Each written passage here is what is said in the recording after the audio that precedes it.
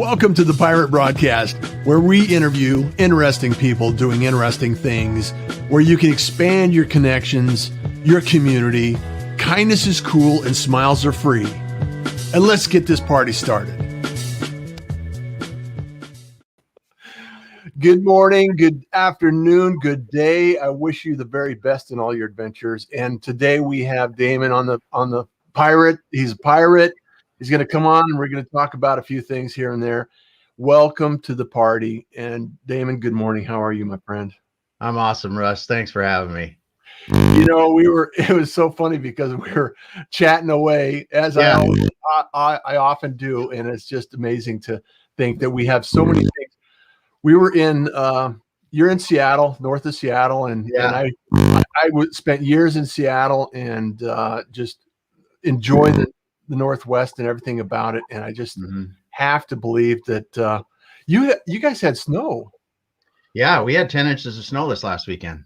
Oh, that's a rare occasion in Seattle. It is. I was fooling around. My wife and I went out on, I don't know, Sunday or Monday and took a picture driving, which I know you're not supposed to, but I was driving safely and slowly.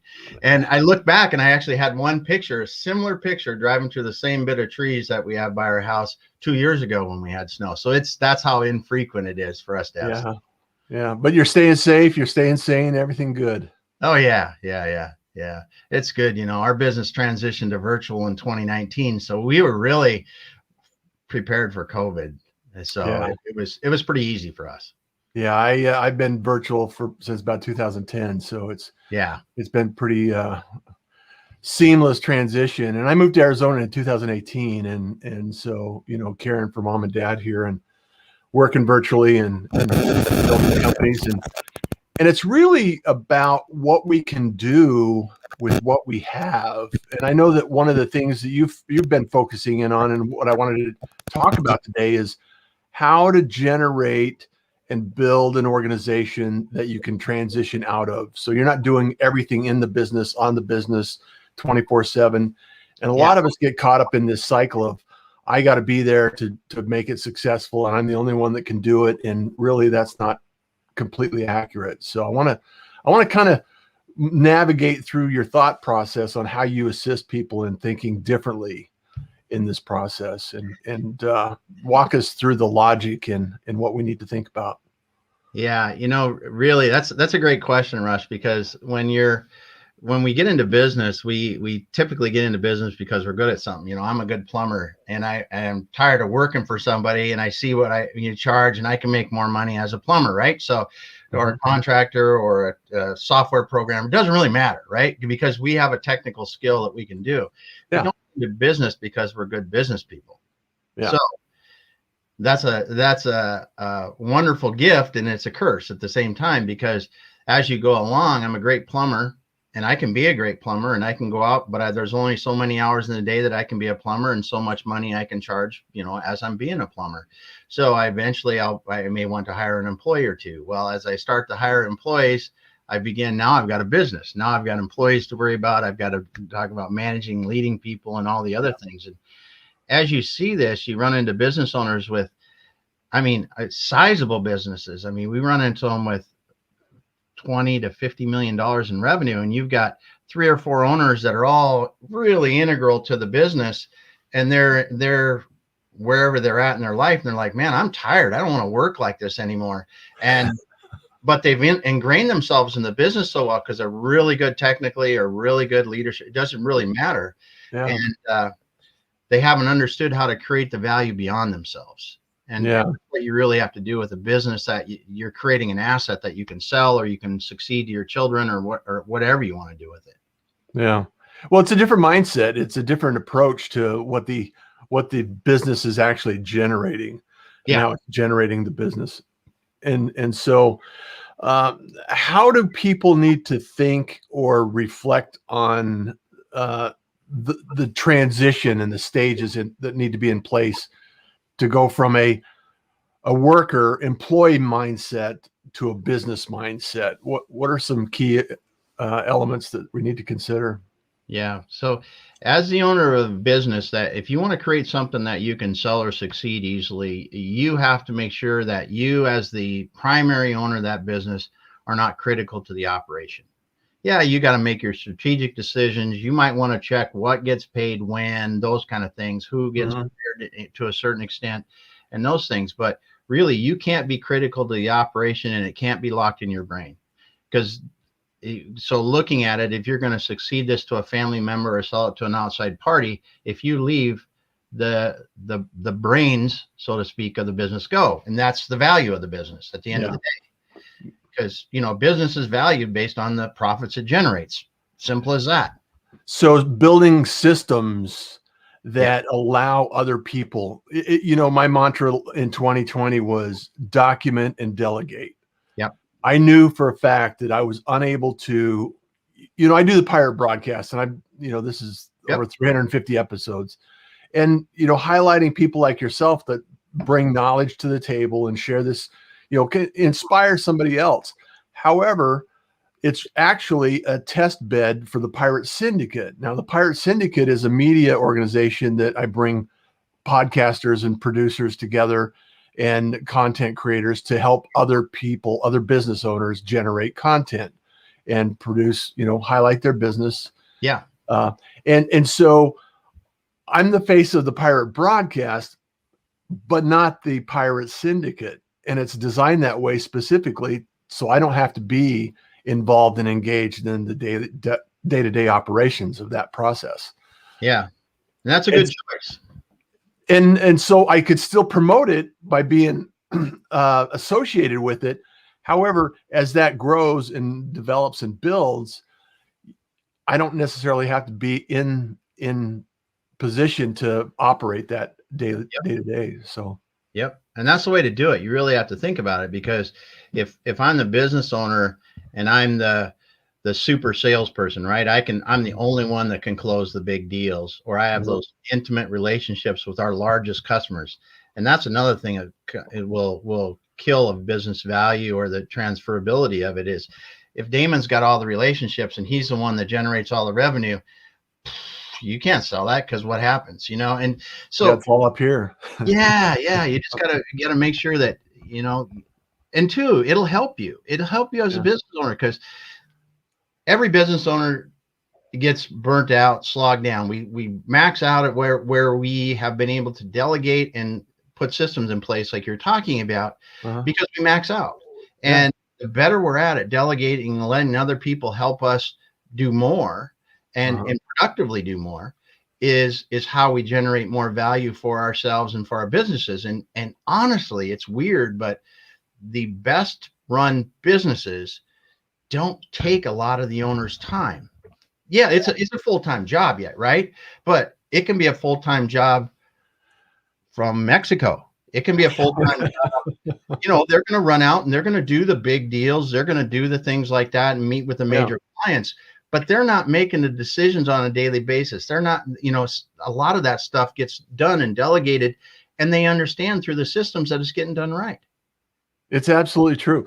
And anyone that has operated in a large organization understands some of the dependencies of having other people do things and certain skill sets.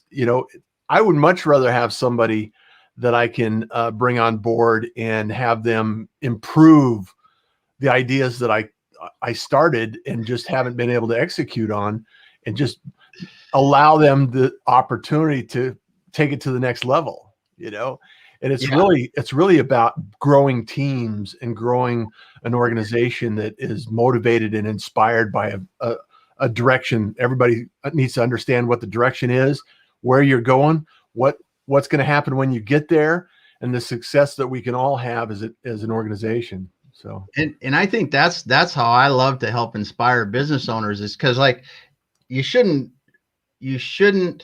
not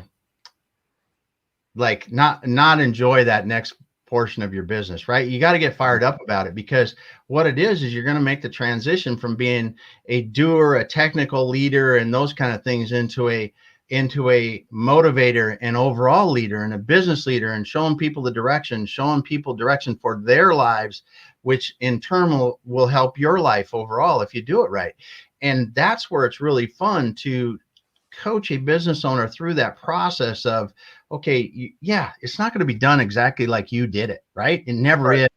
And that, oh God, you got to do it this way. No, you don't. Well, sometimes it can actually end up better.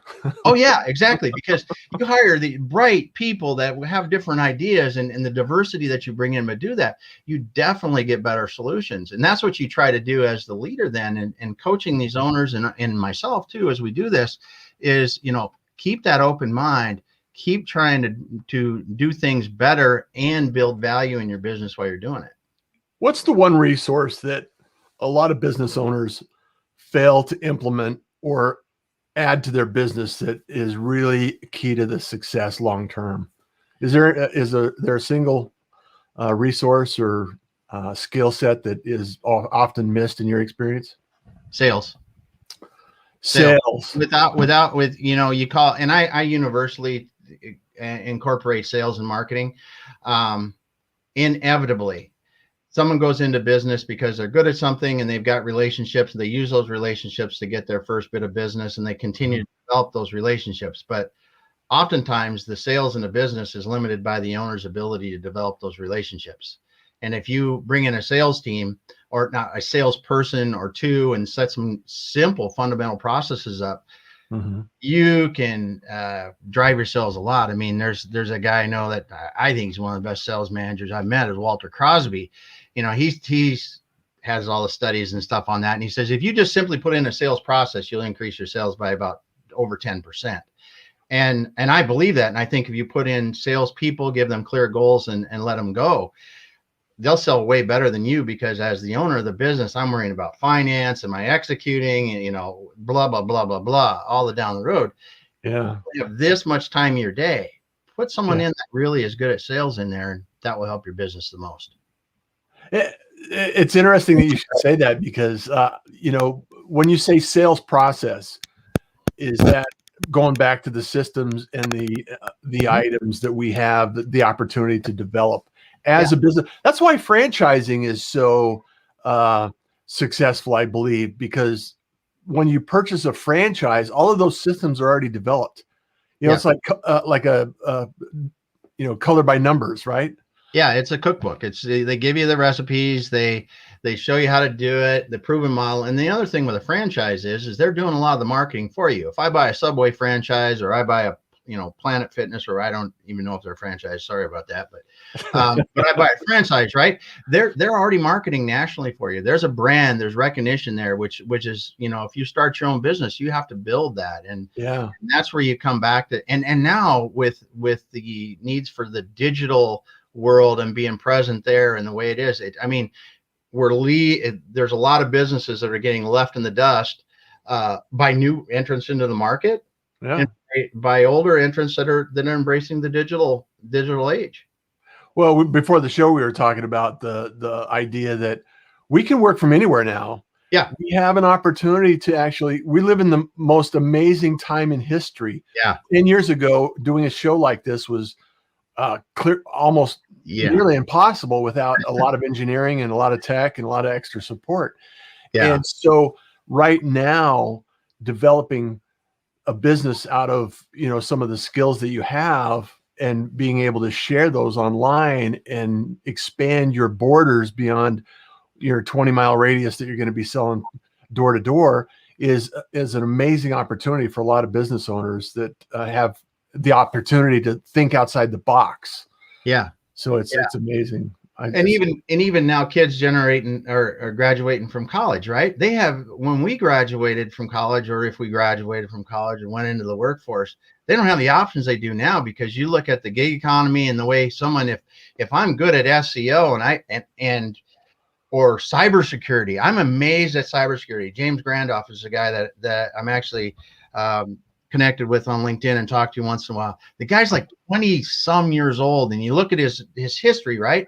I think he's like 23, and he's been in cybersecurity for 10 years or something like that. Yeah. It's like, well, age and education and stuff is completely getting upset by the gig economy and the abilities of someone to really get good at a subject matter and make money on it early and create a business out of that and never be a W-2 employee their entire life.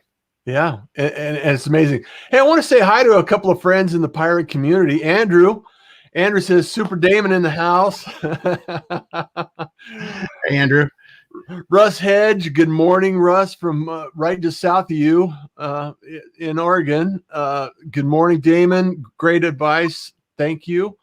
Wendy says, good morning, pirates, making our company bigger and better than we are through systems and sharing an opportunity to shine. It's a great idea. Thanks. Absolutely. Good morning, pirates. The Queen of Green. She's growing a company in Colorado. Nice. Michael Baker. Good morning, pirates.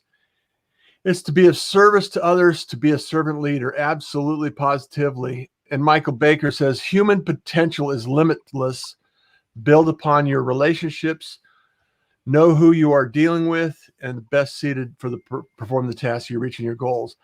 Absolutely. I know. Yeah. And then Mark O'Brien says, this conversation reminds me of this book. And then he puts the link in there. So there's so many people out there doing something that is really inspiring, and to me, I get excited about these conversations because as a business owner that's growing something, not every day is,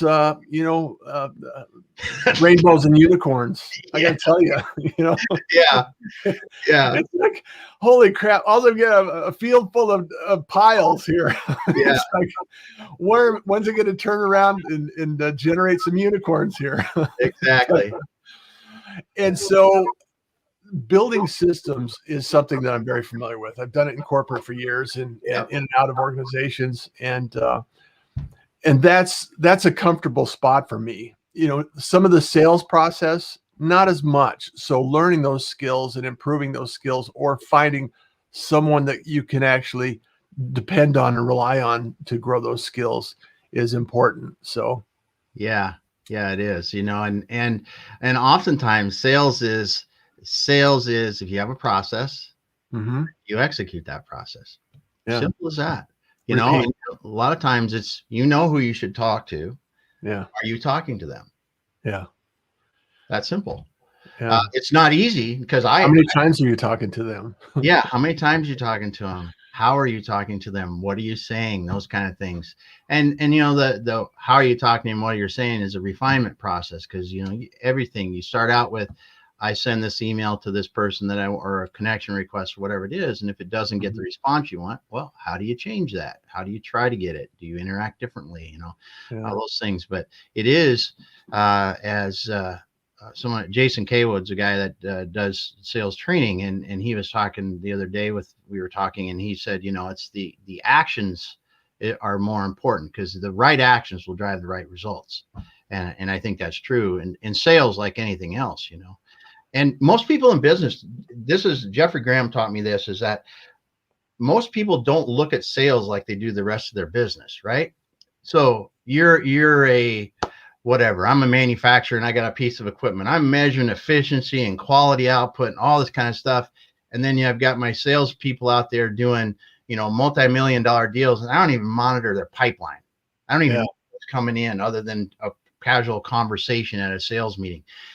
And we really have to be looking at sales like just any other process in the business. If I've got an e-commerce business, we work a fair amount with those. It's like, what's the order fulfillment time? We know that. And if I can drive that fulfillment time down, I can get it to the customer faster, blah, blah, blah, and I'm more efficient. Well, you got to look at the sales process the same way. It's like, how many people did I touch? How many people responded? How many people did we convert into customers? Yeah. Metrics. If you can't measure it, you can't manage it, right? Yeah. One of the main things that we do beyond, you asked me what's the biggest thing in business, I think is dashboards and KPIs. If you can get your business running on a weekly review meeting, management meeting, whatever you want to call it, that you're reviewing, 10 at the most different key indicators to see how your business is doing, you're going to run your business a lot better. Because if you're waiting until the financials are done, that you're looking at historical stuff. At least if I'm looking at a weekly basis, you can drive your business the way you want to. Yeah. And I always tell people you're only one conversation away from the next, breakthrough, right? Yeah. And this is why it's so important for people to understand that just starting, it doesn't have to be perfect to start. Yeah. You just have to start. And it's like, nobody's going to come to rescue you. There's nobody going to come and bail you out. There's no, knight on a white horse, shining armor, all that kind of stuff. It's like, just get up, do the work. And shortcuts always take longer, because if you do the work, it's just, and that's kind of how I've always approached things. However, it's a catch-22, Damon, because being the worker, if you stay in the work too long, you can't working on the company instead of in the company, right? Yeah. It goes back to the curse of knowledge. Yeah. I'm the only one that could do this because I'm the only one that knows how to do this. And that's why document and delegate is so important to me right now. Is if I can train somebody to do something, and I can train somebody else, and they can train somebody else to do something, then it makes it so much easier, and it displaces my redundancy, or my dependency, or my single point of failure. Yeah, that's very true. And as a business leader, you need to be thinking about that every day. Is what's the next thing that I have to delegate, that I can delegate, that I should delegate, to allow me to create more value for myself and my business. And that's something that, if you are too involved in the work, it's hard to do. But if you're consistently thinking about that and going, okay, now I used to do this, but I think it's time for me to get rid of that because I'm going to do something else. That whole association with, I have to get rid of something because I have to do this now because my business is differently. Developing that mindset and that ability is key to continuing to ratchet your value and your business's value up. Yeah. I really, as you're saying that, I'm thinking of this concept of the opportunity to actually build a sales process. And as a business owner that has the skill and the ability to execute on the task, that person, myself included, I'm guilty as charged, is not necessarily the best person to create the sales process. And so would you encourage business owners to think about having someone that's really good at sales help them along the journey of creating a sales process? Well, yeah, and this gets to the heart of why I think that most business owners really do need to have some sort of outside help. Listen, there's only so many hours in the day. Your business is taking your time to run, to do what you want to do. And if you look at it and you go, okay, if I want to improve my business, that means that I have to stop doing some other things and I have to focus my time just on improving the business. So if we're talking about the sales process, but if my business is at the point where I can hire somebody to help me, good, they got to be good. They got to deliver results. But how much is it worth to me if that's what they're focusing on? They are going to develop a sales process that's going to work for me, and they're going to be gone when it's done. They're going to come in, they're going to develop it, they're going to train us, they're going to show us how to do it. We're going to feel good about it. We're going to be able to implement it. It's going to make the results we want. They still, as an owner, you still got to run your business every day. Yeah. And that's where I think when we look at people that are aggressively expanding their business, they do use consultants, they use advisors, whatever you want to call them, because they understand that time has a huge return in value. Yeah, well, and after being in marketing for so many years, a lot of people, marketing, like you said, marketing and sales kind of go hand in hand. It's the whole entire process, because you have to build awareness. People need to understand who are you and what do you have and what value do you bring in my world. And then the sales process is making sure that everything that you promise is delivered, and everything is in place for that process. I just really think that for myself, I struggle with some of these processes, and I've actually hired people to assist me in this journey. And I know that it's it's kind of a double-edged sword because you're growing, you're expanding, you invest, and sometimes it doesn't always, it doesn't always work the way you want it to, or it doesn't return the investment like you anticipated. And it's a challenge. And sometimes we have to reach out and have a conversation with someone like yourself and get a new perspective. So what do people actually reach out to you, and what's the first kind of process that you walk them through? Investigate or analyze or review, or what's the process that you use, Damon? Yeah, we talk to people. I mean, that's what we do. We want to understand what's what's going on in your business or your life, and what are you trying to, why are you disappointed? Because inevitably somebody is not happy with the performance of their business or the way their life is going because of their business, right? And it's talking to people, because I don't know if I can help. And I can't help everyone. And we try to get people the right resources we can help, but it's really understanding, because you have to understand what their challenges are to be able to get them the right help. I mean, we refer people to others every day because they need different kinds of help than we provide, or they're not a fit for us. But it is about talking. It's just talking to people and understanding, because we probably can give people a couple tidbits of advice or the right direction. And we always try to, that's the very least thing we try to do in a conversation. But our process of actually bringing a customer on board, people would probably puke if they knew how long it takes us.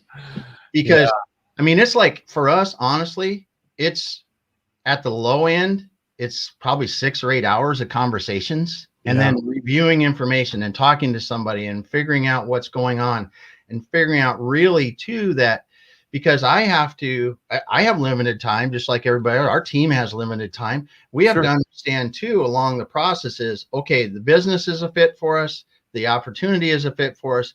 Is the person that runs that business really ready to make a change? Yeah. And are they committed to change? Yeah. Because it does take a commitment. Yeah. And you have to do all those things. And so it starts with a conversation and just, what you don't like right now? Yeah. Why are you so burnt out? Yeah.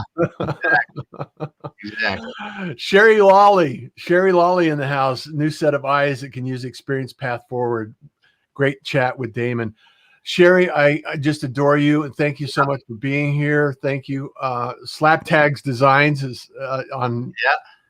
Yeah. And here's the thing: is there's really a lot of opportunity out there right now, and so how do you like to have people connect with you, Damon?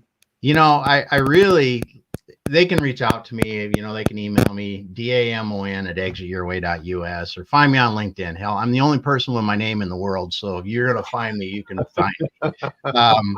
But look at some of the videos we do. Look at some of the stuff, the content we produce. Look at our website a little bit. I mean, get to know us a bit. Yeah. See, because you might not like looking at me. You might not like my attitude. That's cool. I understand that. But if you vibe with us and you think it'd be, fun to have a conversation, reach out. Yeah. Well, I did. And now you're a pirate. So yeah, it's great. It's good stuff here. And we had a great conversation, and hopefully it lands on somebody that needs it right now and is looking for some support and some assistance in their journey.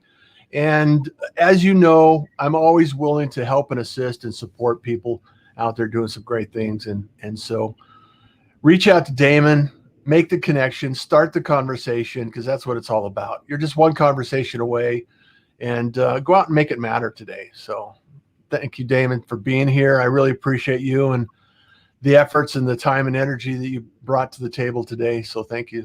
Thank you again for being here. Thank you, Russ. Yeah. And as always, please consider sharing this content, because somebody may need this that you don't even know about. Share it out. Go to YouTube, subscribe, like to get notified, all of the social things that are out there to help us grow and help us help other people. This message is for you, the community, and making sure that we have an opportunity to do good and to do better every single day, because kindness is cool and smiles are free. So go out and make a few. All right. Thanks, Damon. Enjoy the day. Don't go away. Thank you for joining the Pirate Broadcast. If you found this content valuable, please like, comment, and share it across your social media channels.